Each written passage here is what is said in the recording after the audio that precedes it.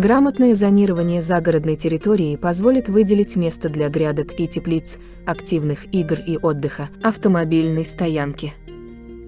Сегодня в видео вы увидите 10 идей, которые помогут создать красивый и практичный участок.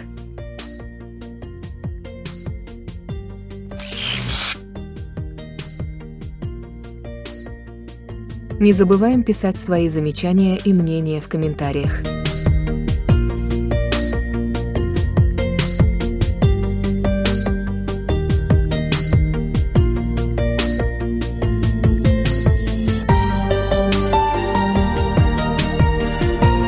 Живые изгороди.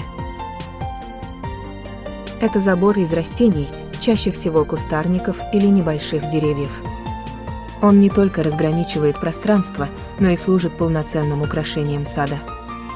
Для создания изгороди чаще всего используются низкорослые кустарники, лапчатка белая, барбарис Тунберга, самшит, миндаль степной, гортензия метельчатая. Высокие цветущие растения, бобовник обыкновенный, маклея, кизильник блестящий, георгины, спирея.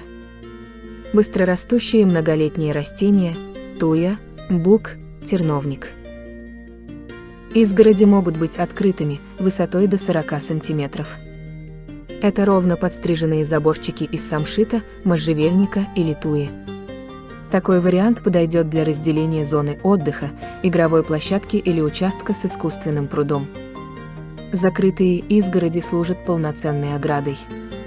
Их можно разместить по границам дачного участка в качестве защиты от пыли, шума и посторонних глаз. Зеленые изгороди требуют постоянного ухода, полива, рыхления, удобрения почвы и корректировки формы.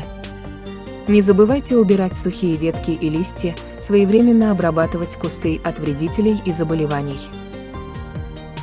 Арки и ширмы.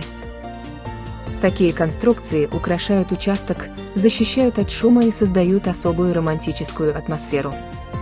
Арки можно разместить над главной тропинкой или скамейкой, возле крыльца или места отдыха. Ширмой удобно отгородить посадки с растениями, которые не любят прямые солнечные лучи. Для ширм и арок подходят вьющиеся растения – клематис, кампсис, настурция, виноград, лимонник и жимолость. Со временем они разрастаются, поэтому устанавливайте арку или ширму с запасом. Оптимальная высота не менее 2,5 метра, ширина – 1,5 метра.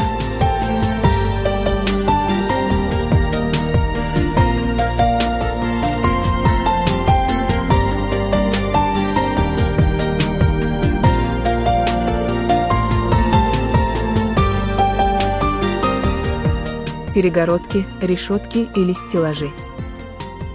Это универсальный вариант в плане стиля и назначения, могут быть сделаны из дерева, металла и стекла.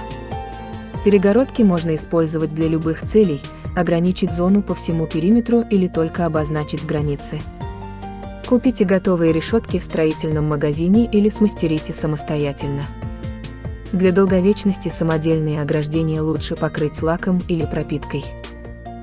Старайтесь добавлять ажурные элементы, легкие решетки, открытые стеллажи, перегородки из стекла. Дизайн станет более воздушным, а сад не превратится в лабиринт из глухих стен. Чтобы сделать обстановку уютной и уединенной, украсьте перегородки лианами. Подойдут плющ, вьющиеся розы или лимонник китайский. Они будут разрастаться, постепенно обвивая опору. Перголы. Сооружение представляет собой навес из балок, арок, решеток или столбов. Дизайн конструкции может быть разным. Чаще всего основой служат узорные решетки, иногда с элементами из стекла. Перголы используются в качестве территориального разделения парадной части участка от более уединенного пространства. Также навес может вести к другим местам садового участка, спортивной площадке, стоянке авто, бассейну, грядкам или пруду. Часто под навесами-перголами организуют зоны отдыха с обеденной группой, скамейками, гамаком. Конструкция защищает от прямых солнечных лучей и дождя, если есть остекление.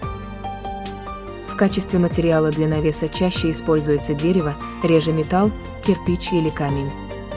Выбор материала зависит от общей стилистики загородного участка. Украсить перголу можно, как и арку, вьющимся растением, например, плющом или лианой.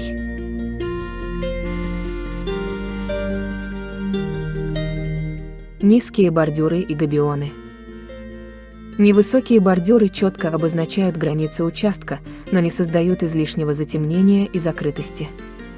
Сделать бордюр можно из деревянных досок, камня, спилов, бетона, кирпичиков, остатков бруса. Такие конструкции еще и функциональны, подойдут для использования на спортивной площадке в качестве сидений зрителей. Широкие и низкие бордюры у игровой зоны позволят родителям присматривать за детьми, расположившись напротив. Похожий вариант зонирования – это габионы. Это невысокая перегородка в виде сетки, наполненной камнями. Придает участку строгий и немного футуристичный облик. Такие перегородки устойчивы к перегрузкам, не выгорают на солнце и не деформируются от ветра или осадков. Для создания габионов дизайнеры советуют использовать розовый гранит, доломит, кварцит, песчаник, речную гальку. Чтобы камни не выпадали из сетки, они должны быть крупнее, чем сами ячейки.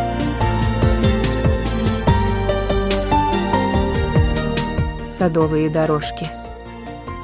Можно оформить зонирование территории земельного участка с помощью садовых дорожек. Они выполняют сразу несколько задач, делят участок на функциональные зоны, служат декором, облегчают передвижение по саду. Если на улице дождь или грязь, вы не поскользнетесь на траве и ноги останутся сухими.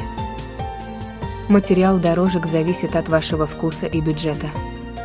Можно залить их из бетона, выложить натуральным камнем, гравием, щебенкой, плиткой, галькой или битым кирпичом. Модный тренд – дорожки из спилов дерева, подчеркивающие близость к природе. Извилистость дорожек определите на этапе планировки. Слишком прямые тропинки смотрятся неэстетично, поэтому искусственно создайте легкие изгибы. По краям их можно оформить цветочными клумбами, низкими кустами, светильниками-фонариками. Перепады высот. Если на земельном участке одни площадки углубить, а другие приподнять, получится плавное разделение секторов. На возвышении можно установить красивую беседку, монументальную ротонду, каскадный цветник или водопад. В низинах эффектно смотрится утопленный сад.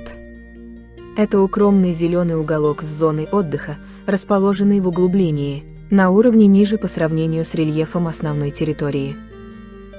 По правилам для создания перепада высот или террасирования, потребуется заранее сделать дренажную систему для отвода ливневых вод. Это предотвратит разрушение почвы. Перед началом строительных работ укрепите откосы подпорными стенками. Их возводят из разных материалов – бетонный блок, дерево, камень, кирпич. Чтобы соединить террасы, продумайте ступеньки, их высоту и расположение.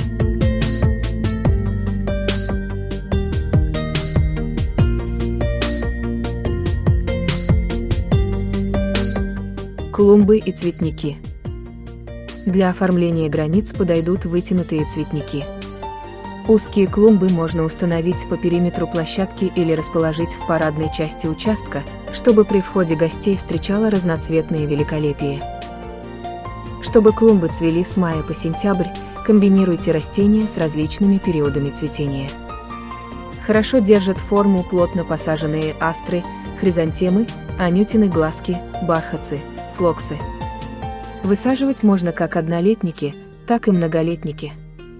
Для клумб рабаток используются не только цветущие, но и лиственные или даже хвойные виды. Высокие растения лучше расположить в центре цветочной композиции или на заднем плане. Если делаете акцент на цвете и яркой окраски, остальные растения на фоне должны обладать более сдержанной цветовой гаммой.